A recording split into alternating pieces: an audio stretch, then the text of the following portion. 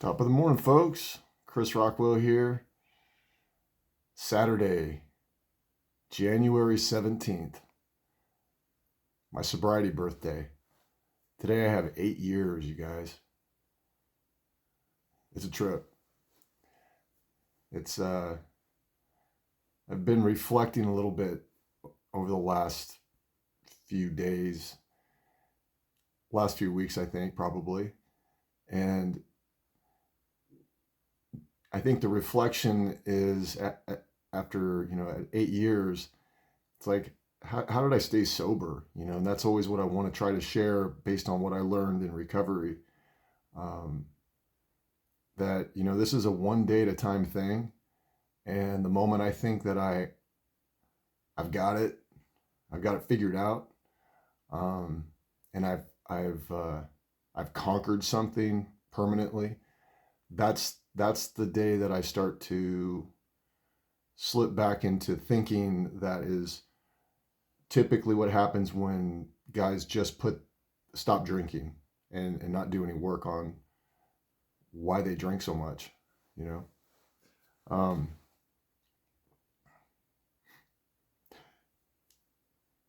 I know too many people who stop drinking and replace it with bitterness and just basic unhappiness and create a lot of chaos that they're not aware of unhappiness with their relationships and stay kind of stunted in their jobs, in their career, in their life.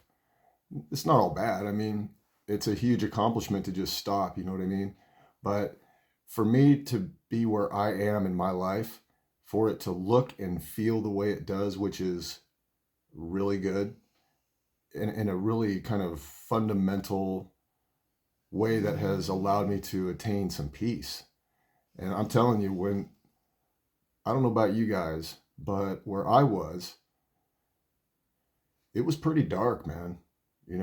I can come across with a pretty happy demeanor a lot, but I battle manic emotions, and it's been for a very long time, for a very long time.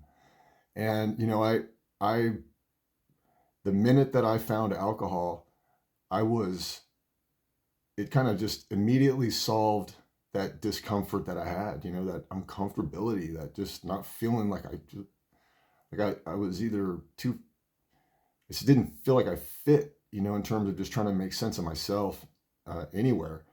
And it didn't always look like that from the outside. It looked like I had it all kind of like it was just easy almost, but it's so not that. That's so not the case. Um, it's taken a long time for me to right my ship in terms of just getting to know myself. I started drinking it. Started like I was alcoholic the moment I drank. But at 15, right when I got to high school, that's when I really started to.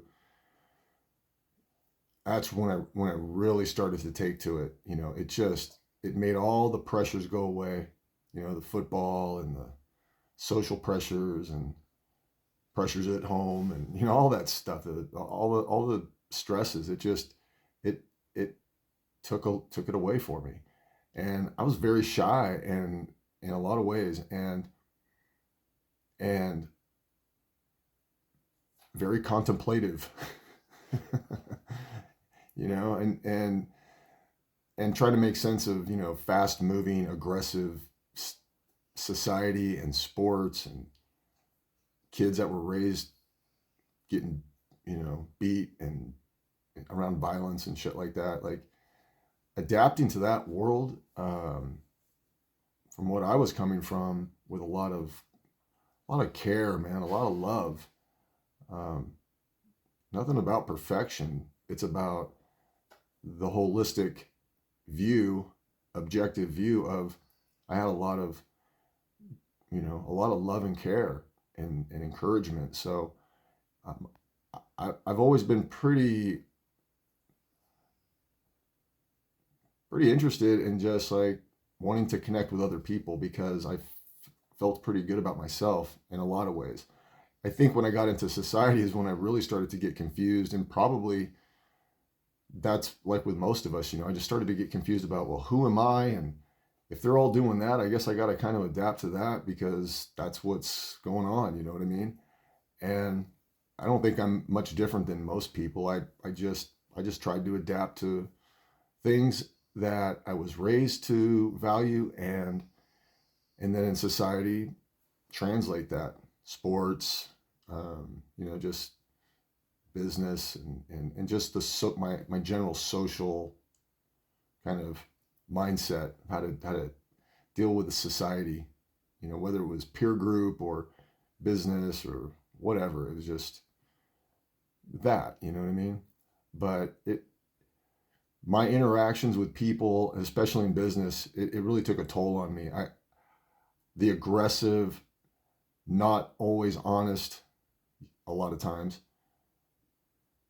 kind of interactions of just people. It started even back in school because that's how they watch their parents act at home. A lot of just mean teasing and aggressive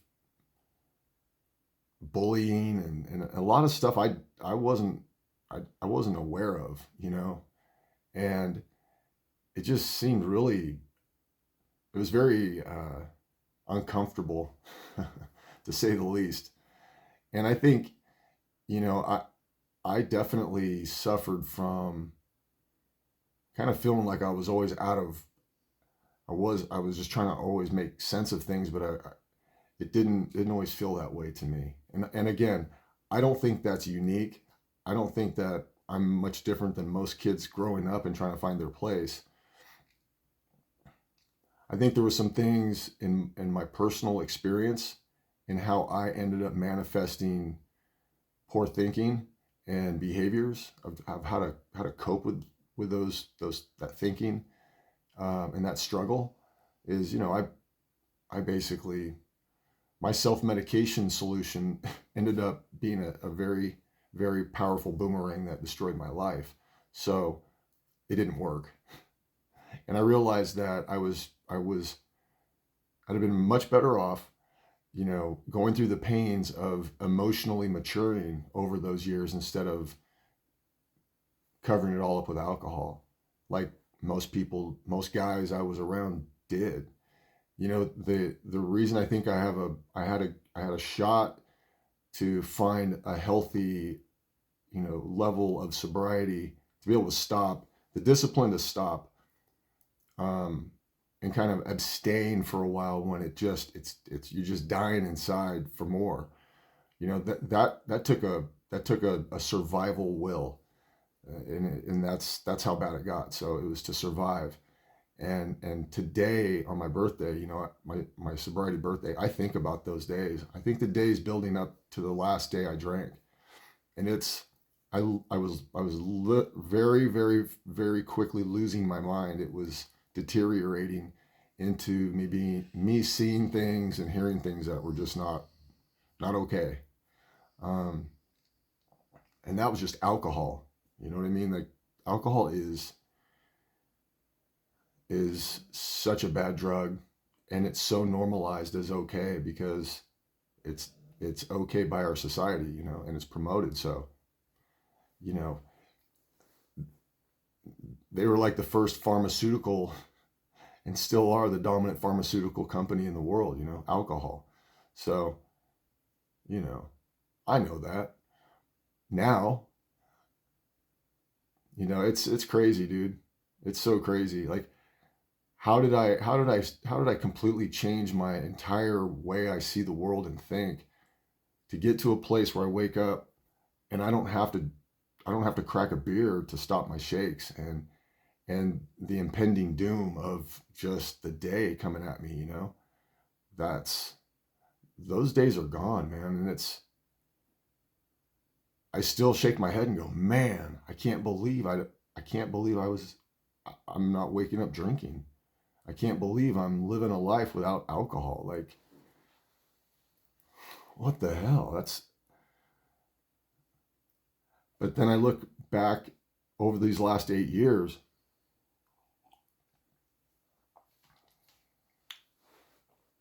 and the work that I've put in recovery, and cleaning up the mistakes and the hurt that I caused when I was drinking so much with the people that I love and care about.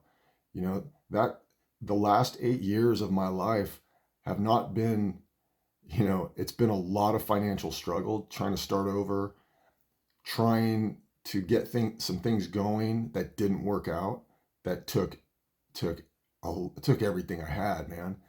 But as far as energy, and having to navigate through and out and into new places with new people and new towns and new states and all these things, like I was not capable of being able to do that in a healthy way at all. I would just continue to have, even if I would have just stopped drinking and stayed in that state of mind, which is a very dangerous thing, being just a dry drunk. That's what that all without recovery, that's what that is. You end up being a very angry, um, unhappy person. So, you take your best friend away, and you have no solution to dealing with your emotions that are all bubbling up, that you've been able to, that I, in my case, been able to just keep tamped down, kept it underground inside of me for only 30 years. You know what I mean? Like, to think that you can just put the bottle down and like you're fine. I hear guys tell me that. I'm fine. I just put the bottle down. Got it. Okay. I mean, like, your life will be a little bit better for sure, definitely. A lot better, because you're not, in my case, I was going to jails, and just, I was so destructive, driving, high speed chases with cops at the end, and guns pulled on me, and getting cuffed, and with guns held on me, and ending up in the hood and in Santa Rita jail, and just, I mean, go on and on. Just alcohol, man. Lots of it. I've never been a big pill guy. I'm a nature guy, so like I'm cool with nature, and I think that's what's helped me. Um, that helped me begin my journey in sobriety, and it's helped me definitely till now. I have found a way of living through recovery, and through an amazing sponsor, a man who overcame, you know, he's a multiple Purple Heart, badass, Vietnam badass, and the gratitude I have for that man, and is just immense. And there were a few people in my corner that stuck by me, even though I was just a monster. And I thank those people truly, and it's just, those people mean so much to me. It's hard to describe, So, you know, Julie, Beck, Connie, you know,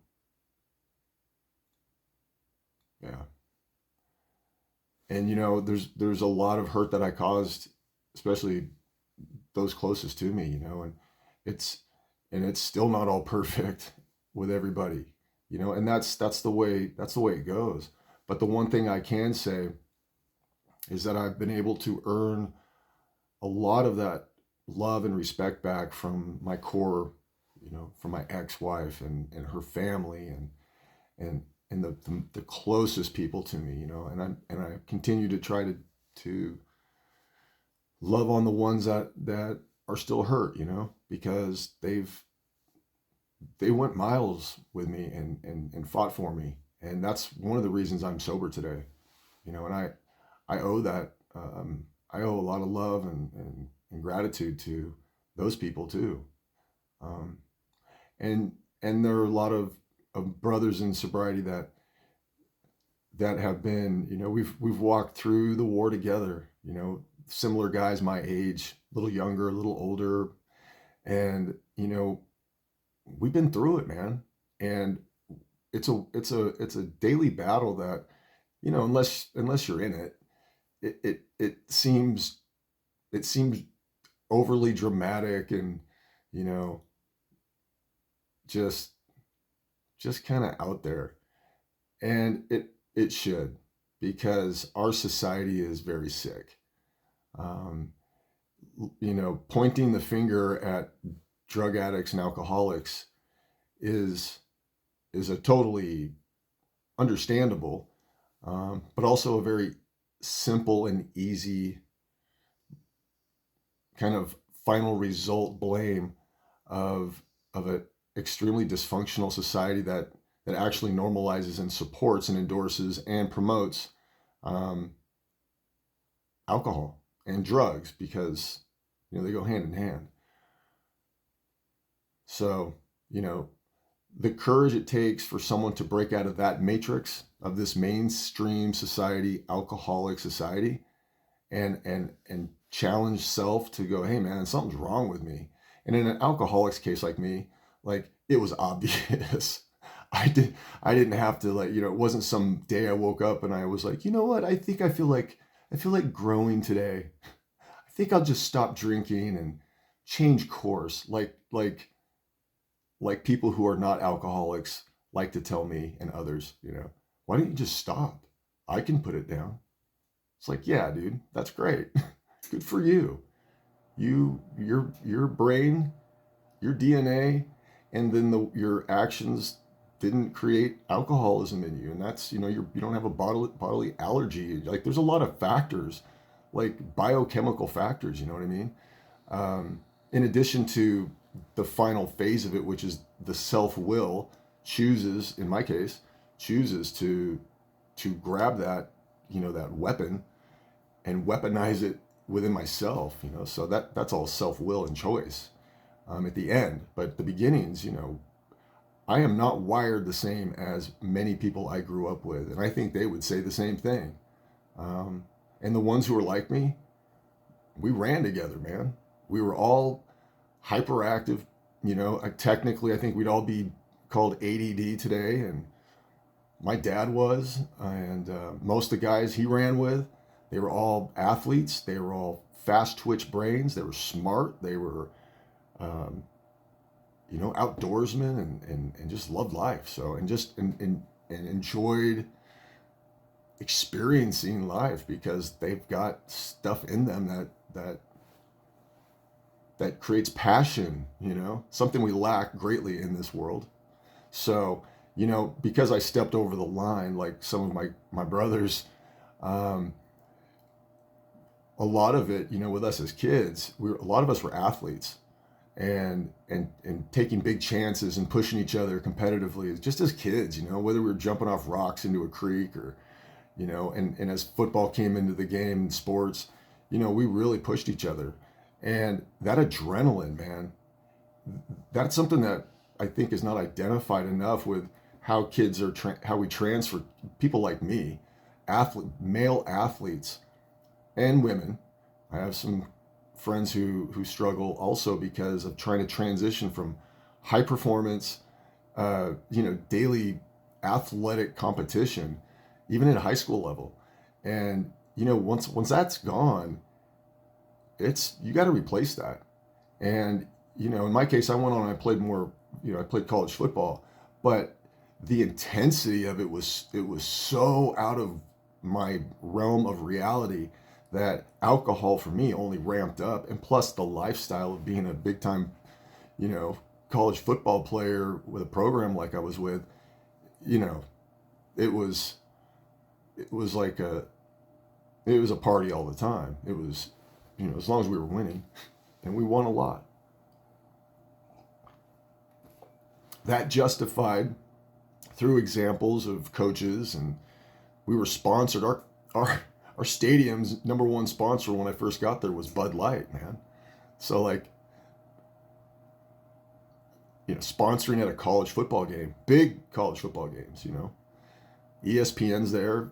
There's 50,000 people in the seats, and people are able to go buy beer in the stadium, and it became a raucous party. And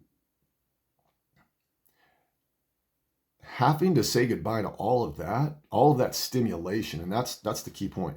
It's stimulation, man. And if a person becomes if that becomes a normalized condition, like in my case, um, that's why I moved straight into like the front lines of high tech um, digital media and sports media right out of the gate, man. Like right out of college football, because I needed to replace. Plus, my I was always very entrepreneurial, and I was excited about the new phase of my life, you know. But equally important was I needed to fill that void, to feed that daily feed of endorphins I was used to getting, adrenaline rushes and endorphins and all this stuff, man. And when all that shut off, and it shut off at 23 years old when I was finished, you know, with college football, and my alcohol drinking, it it it stayed very aggressive, and it just, you know, there were times like where I was still able to manage it, and I was able to a degree. I never drank socially well ever, but and the one thing I know is as I got married in my 20s, and I was still able to have kind of keep it together. You know what I mean? I had a lot of great things happening in my life, so I was feeling pretty good. You know, I was kind of on a rocket ship in this whole new internet tech thing, and starting my own company, and then merging it with a bunch of older guys and who were backed by Microsoft and up in Seattle. And you know, that's how I started right out of college, man. And then got married, and then we moved to Seattle and helping build the biggest sports media company, digital sports media company in the world. And you know, so I was able to drink socially, and I actually was able to kind of keep it together. You know, I really was. I was happy. We had a great time, and it we were on a nice trajectory. You know, and unfortunately, life did not remain that way. You know, the bubble burst in the internet first bubble, and we go back to our little hometown and have to kind of start all over. But we're young, and it's all good. But going back to my hometown, major mistake, for multiple reasons. And it's kind of the old adage, you know, especially with the kind of the path I had taken outside of my home, leaving right out of high school and sports and business and stuff, coming back to my small town. I was hoping it'd be really cool. We could reintegrate back into our hometown like we had planned, and it would be, you know, it'd be great, and we'd be able to have our families close together, our parents, and all this stuff.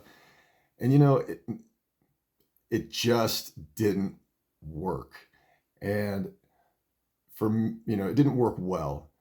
And it wasn't just the drinking; it was coming back to attitudes interacting with me that were very disappointing. Not all the time, but I had some. It was some pretty. It was kind of a disappointment, to say the least. In terms of just collaborative thinking and teamwork thinking and stuff like that. You know, just it, and also, you know, some family dynamic stuff that did not make life easy.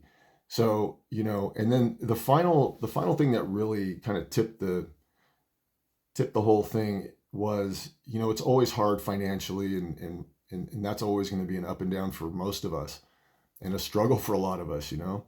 But and using that as a stressor to drink and all of that, I used all those excuses.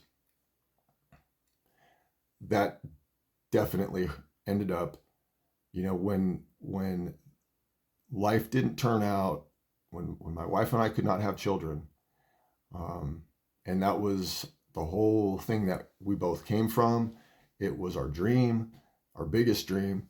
And when that wasn't possible, and the market crashed, the great real estate market crashed, and we lost all our money, and we were in real estate at the time, having a nice, starting to kind of get things back in line, coming out of the whole tech boom bubble bursting.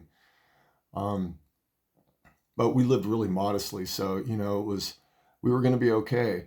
But the thing about that kind of loss, personal loss, not the money stuff, but the personal loss, that was devastating in a way that I didn't even understand how I was dealing with it. And what I was realizing looking back now, what I realized looking back is very clearly through lots of days in recovery, having to face the truth of, how I got there was I started drinking and trying to deal with things in a way that were just completely illogical and delusional, and it was an alcoholic driving the ship. And that kind of decision making, especially at the stage, looking back now, I was advancing very quickly as time was going on, with my alcoholism and just the way my brain was starting to change. Looking back now, that's even hard to like face, but I collapsed. I did. I had a total meltdown, and that's when the high speed cop chases and the guns with the cops and all that kind of shit started to happen, and it started to happen rapidly, and my sense of wanting to try to come back or get sober or any of that was fading very, very quickly. When all of it went away and fell apart because of the way I was dealing with life. Um, I've seen it happen a lot of times, and I've been in recovery with a lot of friends and men who I have great respect for now because of the way they live their lives, and just great men in society, and helping a lot of people who have fallen off that path, of life. Um, there's a lot of gratitude and a lot of humility on a daily basis. It's not I had a birthday and so today I'm going to celebrate, and it's not like that. I mean, I appreciate the closest ones to me. They always acknowledge it, and they always want to make a big deal about it. And I appreciate that so much. It's really touching, man. And for me, it's a day where I think back, I think about my sponsor, Dick Coughlin, and the patience and the tolerance, you guys, the tolerance that I have learned from a man like that and other great men like that in recovery. There's no words, man. There's just no words. They're just amazing. And my responsibility, like my sponsor taught me, is to help, continue to help, by sharing my, you know, what my recovery looks like, what my sobriety looks like, and what those struggles were and are today still sometimes, and how I deal with those things, because that's what it's all about. It's about passing it on, by passing it on in the sense of me sharing this stuff, which, believe me, man, I don't wake up and go, you know what? I think I just want to share my deepest, most vulnerable stuff. It's not like that, you guys. I do it because I know it's good in every way. It's it's a it's the right thing, man. It's better for everybody. It makes me better for sure. Keeps me very accountable, and it it's the best way for me to articulate what recovery and sobriety looks like from my experience. And that's the best thing I can do. I can't, trying to get somebody sober, and that I'm like a lot of people who get sober, early on. It's like we want to save everybody, just like a new, a newborn Christian. It's a very similar kind of thing. It's a rebirth, and there are correlations there for sure. Um, you know, but it's something else, and it's a complete. It's so exciting, in ways, and I was, and here's what's exciting for me these days. I get a message from this kid. He's not a kid. He's a guy. He's a man. But meaning we were kids. Like he was a few years younger. I think he was in my younger brother's class, one of them. And I always remember him. You know, he was always just a nice big kid. I just always liked him, and very quiet. So I didn't ever know anything about him. I just knew he was like a kid brother, like my kid brothers. You know, like we all went to the same elementary school. They lived down the street. They nice kids. We all played baseball together and stuff. But he was just this big shy kid, you know. And he ends up like me. You know, he ended up drinking himself into a bad place.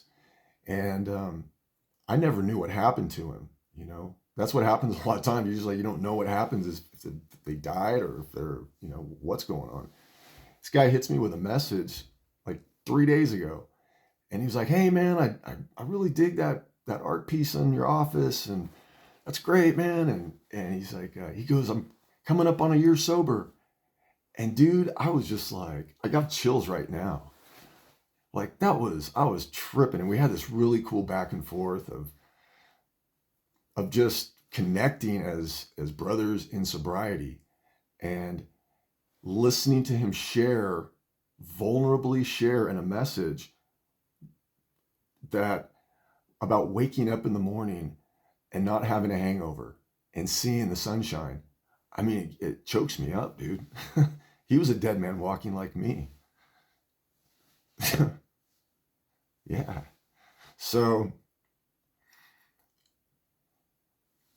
that's what it's about, man. That's what's going on in my life. And when I share other things, it's coming from a place of some really grounded, caring, thoughtful life experience, which is diverse because I chose to get out there and immerse myself in other groups of people and really like I watched my parents do.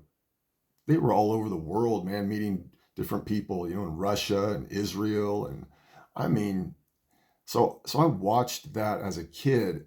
I watched lived examples of, teaching me tolerance and embracing differences. So that's what I had to embrace about getting sober. I had to embrace that I had to go meet myself and begin to live my truth. Like my sponsor always said, to thine own self be true. And you were right, Dick. And I appreciate and love you. And I love anybody out there, especially the ones who are struggling and they're working to make this day,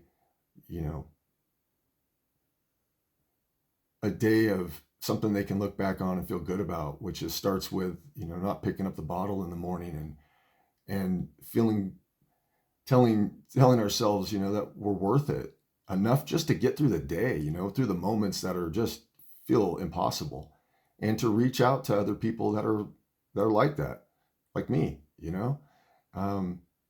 a lot of people who care, and a lot of people who have been in a really dark place and have felt really hopeless. So, I don't feel like that today. I feel happy, man. And I have so much like renewed hope and inspiration. I have this growing tribe of people around me that are just truly good people and only want the best for me. Like that's what they want. That's what's in it for them, right? It's that. And that's how I am.